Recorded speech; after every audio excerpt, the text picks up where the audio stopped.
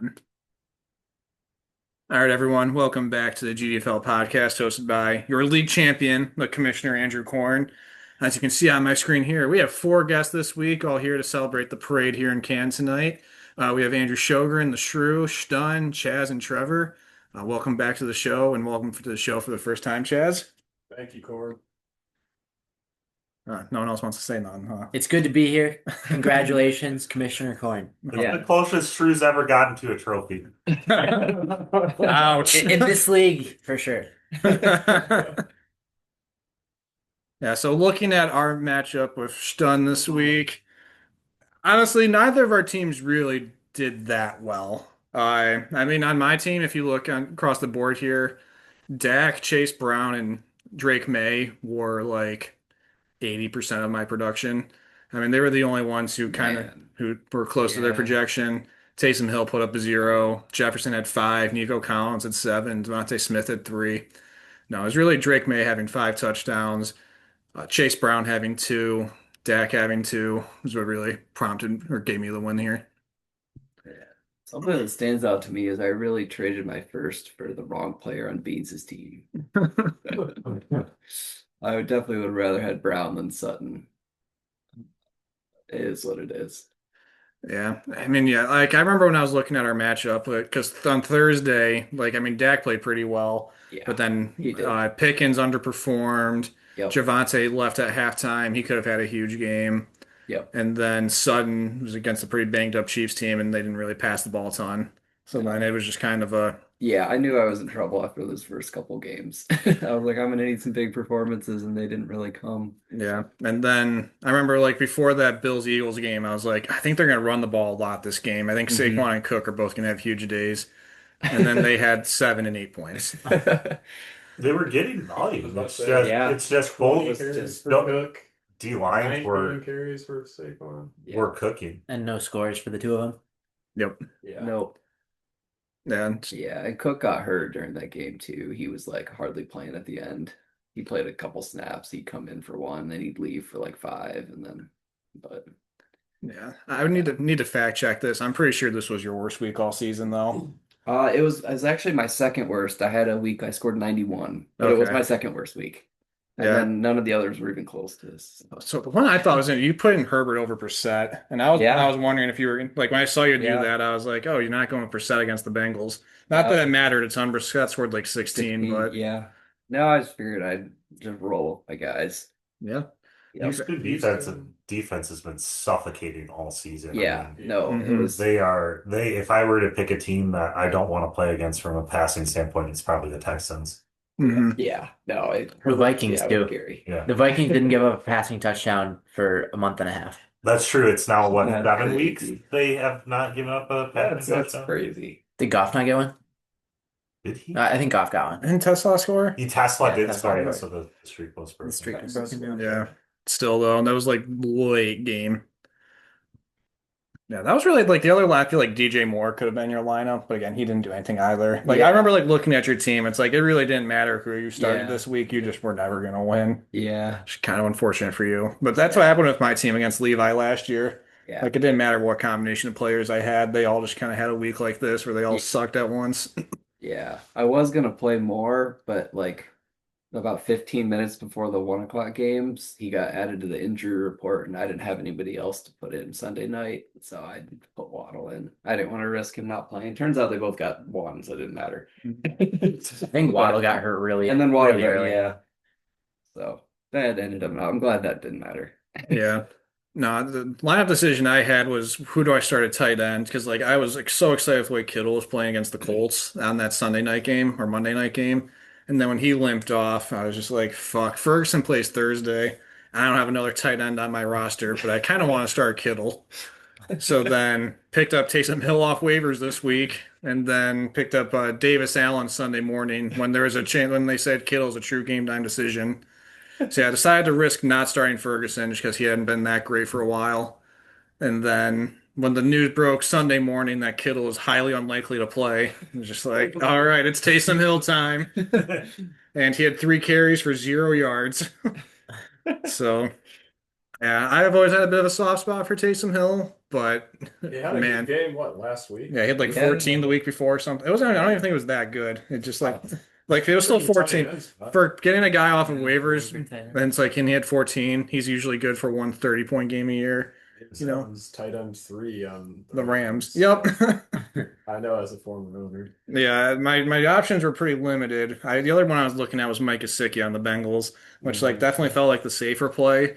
But I don't know. I always shoot for upside, and Taysom Hill had the highest upside. He also had the biggest downside, clearly. But And when now he's a and champion. now Taysom Hill's a champion. He made it onto my championship graphic. Yeah. He's not even on my team anymore. It says off roster. Yeah. No, Dropped that was exactly why I added Andy Dalton before the matchup. I wanted him to get a championship one more time. I almost added like Drew Stan or Brian Lewerke going into yesterday morning just because it's like I just want to have that meme player. I can drop Davis Allen and get If you look at the someone. recent ads, Yeah. the trends in Sleeper right now, it's all guys like It's like that. Brady and Gurley Yeah. and Roethlisberger, Saw Breeze, Ruggs was on there. Debo. you know. I did see Ruggs with That's that. that- I clicked on it. It was like he might play again. That- Play. Tebow's a Jake Sokol classic. Every time I'm in a league with him, he picks up Tebow in the playoffs. This is as a savior. Yeah, so look at the draft order now that that's been All finalized. right. So this is Drew's part of the podcast. But yeah, like a lot of picks have been moved around already, and that's I'm sure it's going to happen a lot more this offseason. Yeah, the thing that I mean, Logan has the 1, 4, and 13. Sure, you have 2, 7, 10, and 14, and the 209. Beans has 6, 11, and 12. You see, the draft's really consolidated with like you, Beans, and Logan. That's good. I need to get better.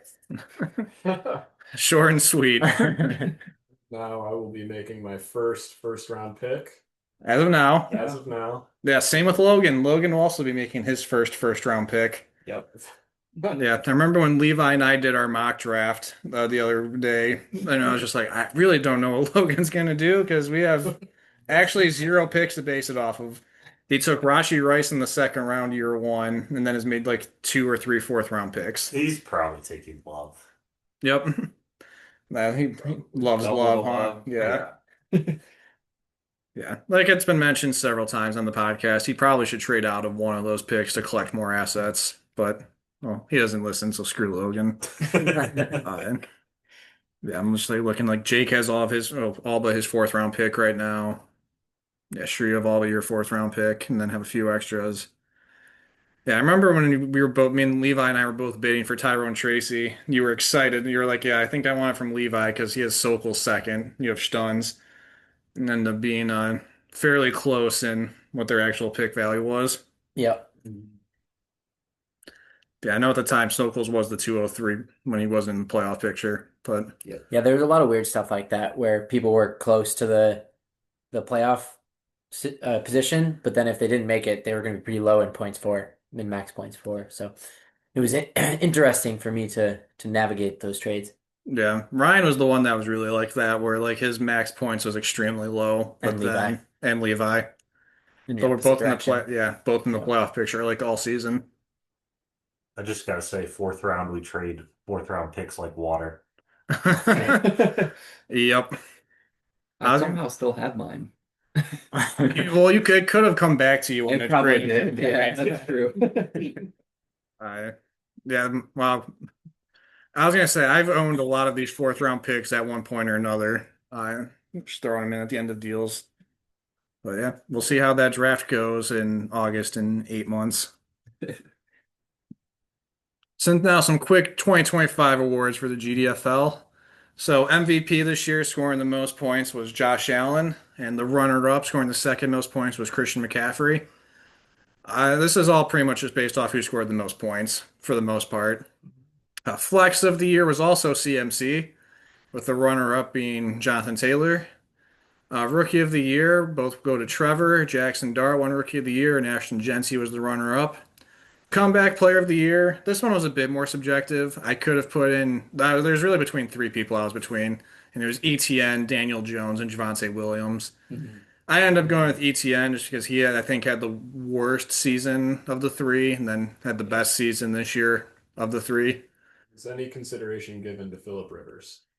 No consideration was given to Philip Rivers because he never started a game for in the fantasy season. So Sokol picked him up as his QB3 for the playoffs. I don't know if he wasn't a playoff team. Like I feel like there would have been some consideration to start him for shits and giggles, but I don't know. I wouldn't be starting Philip Rivers in a must-win dynasty playoff game. But what do I know? Yeah, Daniel Jones had a great season up until he got hurt, so giving him his flowers. Coach of the year. This is a very Trevor heavy list. Wow. What did Uh, I do?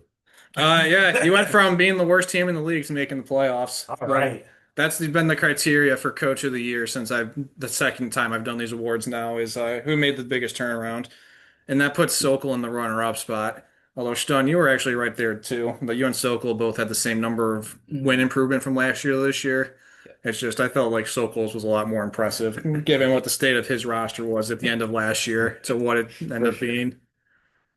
And then yeah, waiver wire pickup. We had Dalton Schultz was tight end 12. He was on waivers. He was on waivers and Trevor picked him up. Man. The other one's tight end 13, AJ Barner, who Jake picked up off of waivers. Yeah, I'd have to. I'm sure there's like players who are better in like spiked weeks, like maybe a backup quarterback here and there, or like a running back with some spot starts, like a Michael Carter. But like looking at the total season, which is how I decided to do this, Schultz and Barner were the best pickups overall. And then team name of the year, I have Varnum Associates for Jake. There's a building in Grand Rapids that says Varnum, and after Jake pointed that out to me, it's like, yeah, you can win team name of the year. You're named after a like city location or a like city nickname. Like I like those kind of team names. And then Mark, when he changed his name to Me and My Hurt Knee, I thought it was really clever.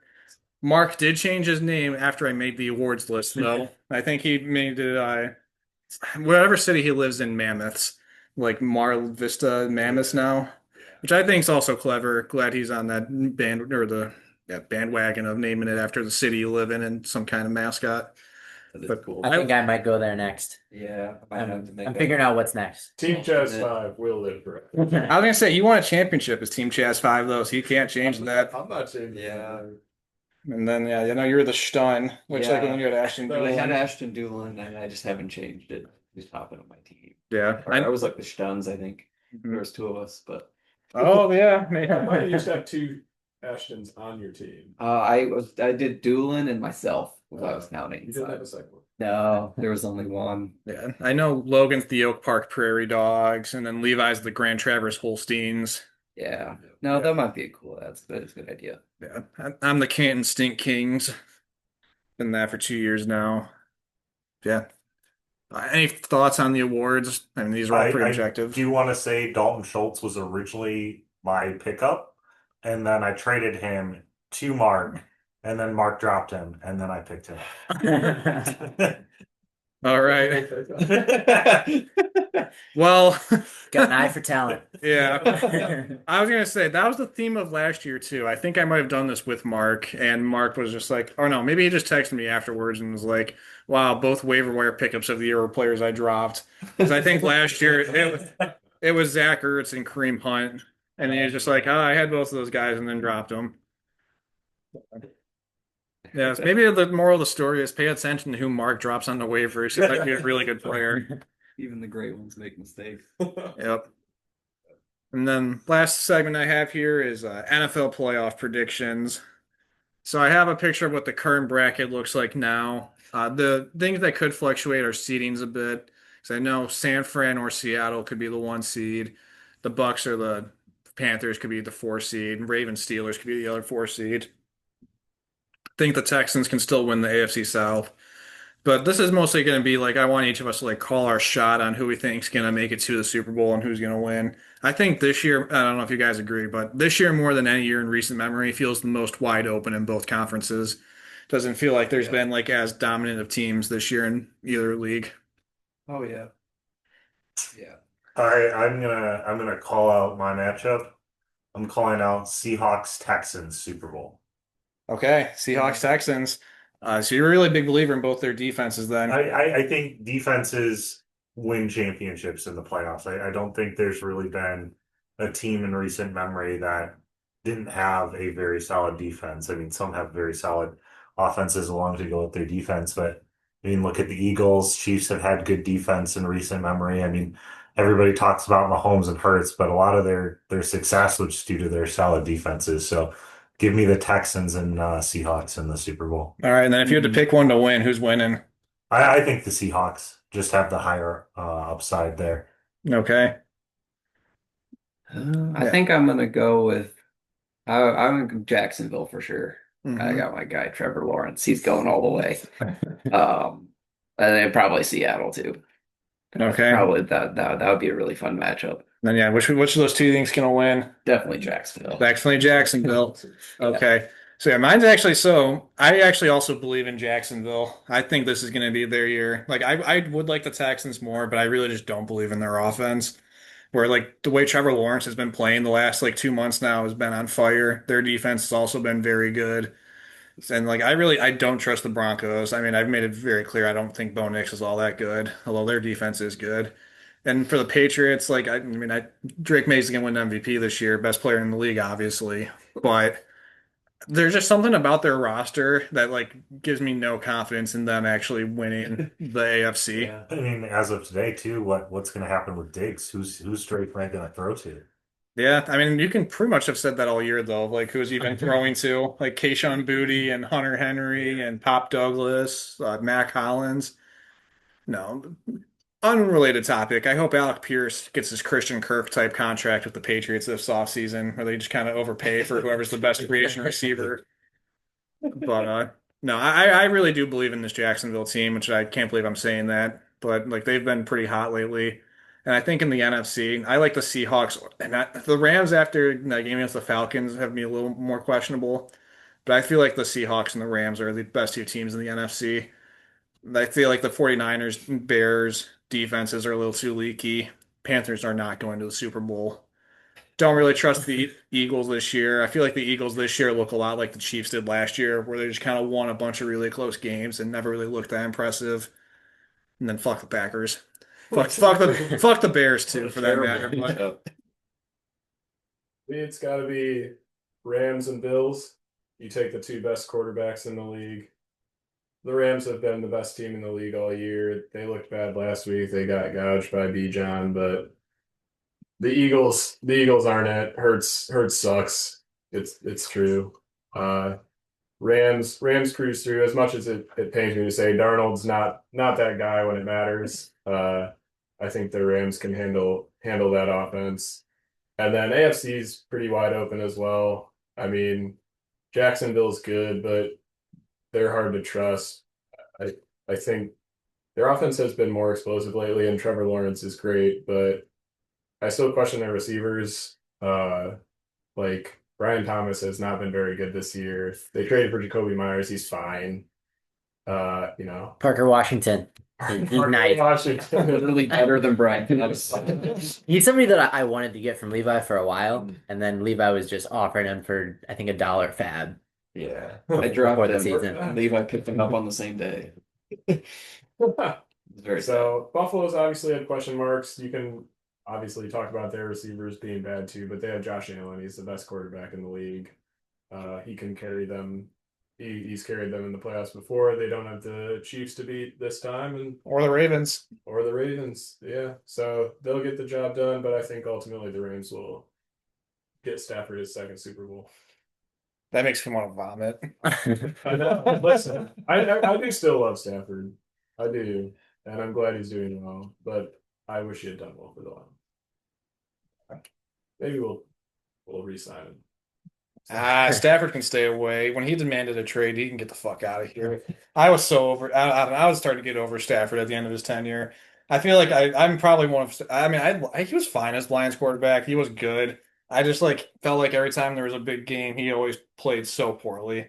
And like he just threw so many pick sixes. I was just, I don't know. I'm one of Stafford's He had probably to bigger make haters plays. among Lions fans, but Nobody else was going to make plays. Yeah. no, and like he definitely was the best player on some bad teams. Like some of those that year he had like 9 fourth quarter comebacks. Like that was a fun season. That was awesome. But it's just like I felt like whenever the games mattered most, he just always choked. Like always had a bad game. Or like the one year the Lions had like the number 2 defense in 2014 was his by far worst year of his career. I feel like his thing Bad touchdown. timing. Yeah, it's just like such horrible timing for like Stafford's been awesome most of his career, and then like Yeah. the one year their defense is good, he's been he was shitty that year. Yeah. And if the Lions were to resign Matt Stafford, they also have to resign Kelly Stafford, which is arguably the worst out of it. Yeah, fair. True. Fair. Very true. All right, my Super Bowl prediction. I think the Bills are going to make it for a lot of the reasons that Chaz mentioned. Just having Josh Allen, and then a lot of the other AFC contenders just have some position group that's too bad for me to trust, like Houston with their offensive line. Jacksonville, I think Trevor Lawrence is just going to come back down to earth a little bit, and I just don't trust them quite at the highest level. And then in the NFC, I honestly can't really pick. I guess I'll pick the Bears just for the sake of living in Chicago and having a roommate that roots for the Bears. So if you're listening, Nate, I'm rooting for the Bears in the playoffs, and then next year back to hating them. And I'll You go can with leave. I'll go with the Bills winning it all. Lost your ride to Okay. the airport. Yeah, he lost your ride to the airport tomorrow. I don't feel good about it, but I mean, what choice do I have? anyone but the Bears. That's a question. I was talking to my brother about this. Who's worse to you guys, the Packers or the Bears? Packers. I think they're both like fraudulent for having like being playoff teams. The Packers is worse for me. Oh, which one I hate Which one more? you hate more? Oh, definitely the Packers. Yeah. But I was gonna say like which teams are worse. I don't know. I think they're about the same. I don't think either of them are particularly impressive. Like I think the impressive teams are all in the NFC West. Yeah. Like Yeah. I would take the NFC West over the field in this entire bracket. 100%. So The Bears are getting healthier, especially on defense. I think that'll help them. man, you're just digging yourself a deeper grave if you want to ride to the airport. I mean, that was just a fact. No, I know. Like I said. I mean, they've like won all these close games. I just like they just haven't been dominant. It's like really hard for me to like believe in the Bears being a good team when like all their wins are by like 3 or 4 points. Like the Lions have the best point diff in the division and they're in last. I don't know. I don't really believe in either the Packers or the Bears or the Panthers or the Eagles for that matter. These are all the playoff teams, right? Not going to be any changes. Pittsburgh and Changes. Ravens, and then Okay. Carolina and Bucks. Okay. But that like could still be. the Bucks have been so bad for months now. Like if they make it in, they limped in and aren't going to make it far. Okay. Ravens could be interesting if Lamar's healthy. Yeah, I mean Ravens definitely could make a bit of a run, but again, like their defense was awful to start the year. It's been better lately. I just I don't know. The vibes with the Ravens team has just not been there this year. I feel like looking at this, if whoever the Steelers play in the first round, feels like it's going to be a win for whoever the road team is. Yeah. I don't believe in the Steelers at all either. Now, Steelers are going to lose because DK Metcalf punched a fan. I can't believe he got suspended 2 games for that. That was crazy. But all right. Any closing thoughts on who's going to win the Super Bowl? Who's going to make it? What teams you like and don't like? I mean, like really, we could like go through every team and just like pick out a flaw in all of them, but I I- just wish Jacksonville and Chargers could play each other in the Super Bowl. That's all I. your boys Herbert and T-Law against each other. I believe there still is a chance the Rams can move up to 5, but that 6-3 game, if Philly and Rams end up happening, is probably a game outside of the Eagles outside of the Seahawks that I feel like is the best 2 teams, and they're going to play each other in the first round, potentially. Yeah. And no disagreement there. Also with Buffalo, Buffalo, New New England. England. Yeah, Buffalo, New Yeah. England is an insane first round matchup. Yeah. That'd be like I feel like a lot like if this was the first round, like Bears Packers would be a fun first round matchup. Like Rams Eagles would be fun. Bills Patriots would be fun. I know the Chargers and Jags had an epic game. Was that last year, 2 years ago? Mhm. Like, there's a lot of these on paper seem like really fun games. CMC against his old team. Like, there's a lot of like fun matchups here. Uh, yeah. All right, I said final thoughts. Any more final closing thoughts before we wrap this up? All right. Take the lack of sign or lack of words as a good time to end it, I suppose. So yeah, thank you all for listening to the GDFL podcast. It's been fun documenting this all season. I'm probably listening back to it sometime as it's actually me documenting my championship season. So we'll see if I ever spend a day or probably multiple days watching through all these again. Uh, but yeah, we do have some off-season plans though that I'm going to share. So Levi is going to be working on a series of how he would improve every team in the league this off-season. So we will have some off-season content for you guys to listen to. With that, I'm signing off for now. I'll probably co-star some of Levi's during the off-season. But thank you all for a great season. I'll talk to you all later. See you.